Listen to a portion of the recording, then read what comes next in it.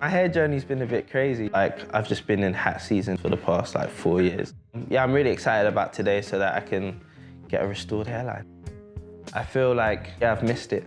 I haven't had a decent fade in a long time, so excited to see what I look like.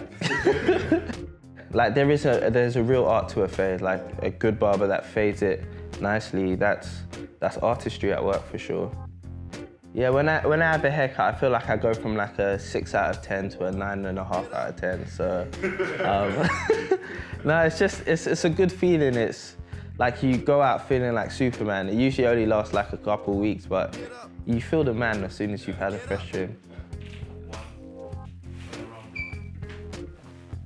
That is mad.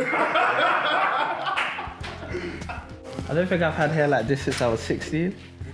You guys are changing lives, man. Mad.